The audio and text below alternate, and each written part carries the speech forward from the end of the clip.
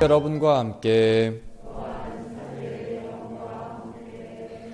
루카가 전한 거룩한 복음입니다.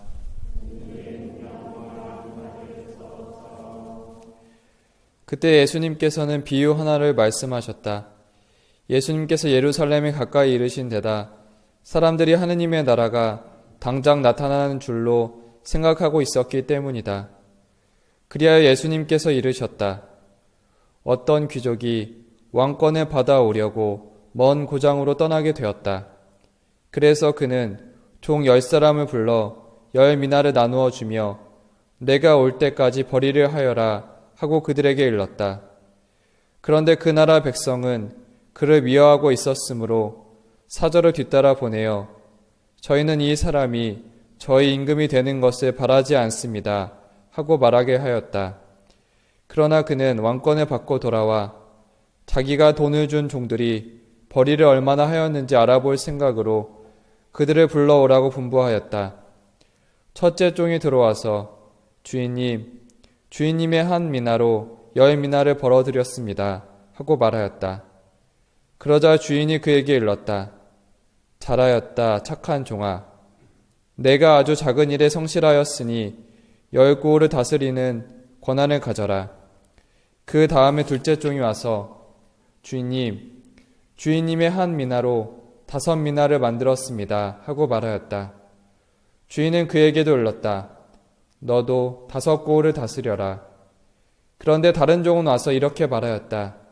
주인님의 한 미나가 여기에 있습니다. 저는 이것을 수건에 싸서 보관해 두었습니다. 주인님께서 냉혹하신 분이어서 가져다 놓지 않은 것을 가져가시고 뿌리지 않은 것을 거두어 가시기에 저는 주인님이 두려웠습니다. 그러자 주인이 그에게 말하였다. 이 악한 종아, 나는 내 입에서 나온 말로 너를 심판한다. 내가 냉혹한 사람이어서 가져다 놓지 않은 것을 가져가고 뿌리지 않은 것을 거두어 가는 줄로 알고 있었다는 말이냐? 그렇다면 어찌하여 내 돈을 은행에 넣지 않았더냐? 그리하였으면 내가 돌아왔을 때 내 돈에 이자를 붙여 되찾았을 것이다. 그러고 나서 곁에 있는 이들에게 일렀다. 저 자에게서 그 한 미나를 빼앗아 10미나를 가진 이에게 주어라. 그러자 그들이 주인에게 말하였다. 주인님, 저희는 10미나나 가지고 있습니다. 내가 너희에게 말한다. 누구든지 가진 자는 더 받고 가진 것이 없는 자는 가진 것마저 빼앗길 것이다.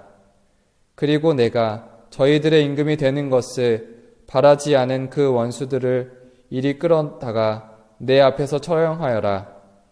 예수님께서는 이 말씀을 하시고 앞장서서 예루살렘으로 오르는 길을 걸어가셨다.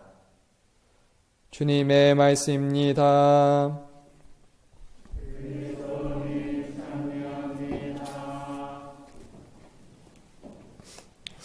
참 예수님, 오늘은 미나의 비유입니다. 이 비유는 어떤 귀족이 왕권을 받아오려고 먼 고장으로 떠나게 되었다라는 말씀으로 시작합니다. 귀족은 떠나가면서 종들에게 각각 한 미나씩 나누어 줍니다. 한 미나는 그 당시 넉 달 정도의 임금이었습니다. 마테오 복음의 탈렌트 비유에서는 각 종에게 5탈렌트, 2탈렌트, 1탈렌트를 주었던 모습과 차이가 있습니다. 첫째 종은 한 미나로 10미나를 벌었고 둘째 종은 한 미나로 5미나를 벌었습니다.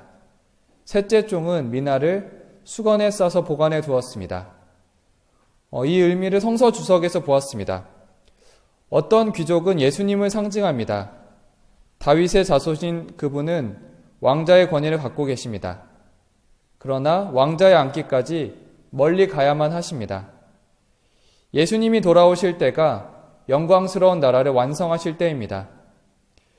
그리고 종들을 제자들로 볼 수 있고 제자들은 예수님께 저마다 운영해야 할 선물을 받습니다.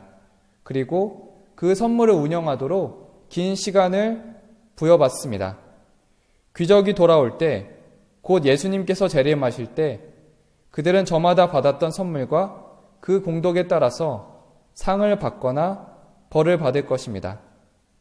충실한 제자들은 영원한 행복을 받고 충실하지 못했던 자들은 행복을 누리지 못할 것입니다. 예수님께서는 10명의 종에게 똑같이 한 미나를 주셨고 나중에 예수님께서는 계산을 하십니다. 저는 예수님께서 주신 그 한 미나가 무엇일까 고민해 보았습니다. 모두에게 똑같이 주신 것에 마음이 갔고 복자수도원 창설자 박유룡 신부님의 대열가가 기억에 났습니다. 사랑은 사랑을 위하여 사랑으로 우리를 내셨으니 우리는 근본도 목적도 사랑일세. 우리의 사명은 사랑일세. 우리는 하나 되어 사랑으로 가세. 저는 오늘 한 미나를 이렇게 보았습니다. 하느님께서는 우리 모두를 사랑으로 내신 것처럼 우리에게 주신 한 미나를 사랑으로 보았습니다. 우리는 모두 똑같이 하느님으로부터 사랑을 받았고 삶 안에서 사랑 실천을 했는지 나중에 셈을 받는다는 것, 계산을 받는다는 것입니다. 예수님의 셈의 모습은 마테오 복음 최후 심판에서 잘 나타나 있습니다. 예수님께서는 당신 오른쪽에 선 이들에게 곧 의인들, 영원한 생명으로 나아가 이들의 모습을 다음과 같이 말씀하십니다. 너희는 내가 굶주렸을 때 먹을 것을 주었고 내가 목말랐을 때 마실 것을 주었으며 내가 나그네였을 때 따뜻이 맞아들였다. 또 내가 헐벗었을 때 입을 것을 주었고 내가 병들었을 때 돌보아 주었으며 내가 감옥에 있을 때 찾아주었다. 우리는 우리가 받은 사랑과 그 사랑에 충실해야 함을 보았습니다. 다음으로 구체적으로 사랑 실천의 모습을 나누고자 합니다. 오래전 제가 신학원에 있을 때 그렇게 사랑에 충실한 모습을 보았습니다. 신학원에 한 어르신 수사님이십니다. 그 수사님은 신학원에 머무는 것이 결정되었을 때 다른 수도원은 어떻게든 지내왔는데 학생 수사들과 사는 것은 너무 어렵다고 하셨습니다. 수십 년 나이 차는 수사들과 마음을 나눈다는 것은 참으로 어려운 일이라고 하셨습니다. 다른 어르신 수사님이 계신 것도 아니고 혼자 계셨던 것입니다.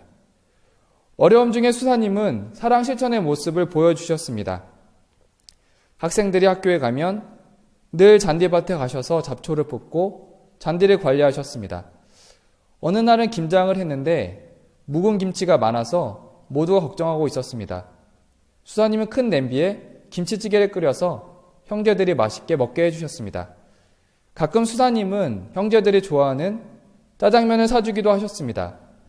그리고 남는 시간에는 오카리나 악기를 연습해서 형제들 종신서원, 서품식 때 연주를 하시며 축하해 주셨습니다. 어르신 수사님이셔서 드러나는 사도직은 아니었지만 후배 수사님들을 위한 사랑 실천의 모습을 보여주시고 또 표정이 힘든 형제를 보면 기도로 함께 해주셨습니다. 오늘 종들이 한 미나를 받은 것처럼 우리도 모두 사랑이라는 한 미나를 받았습니다.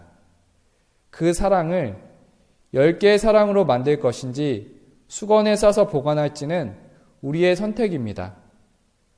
어르신 수사님의 후배 수사님들 사랑하는 모습을 기억해보며 그런 사랑을 실천했으면 합니다. 하느님께서는 우리를 사랑으로 내셨기에 우리 모두는 그 사랑을 가지고 있습니다. 그 사랑을 키워갔으면 합니다.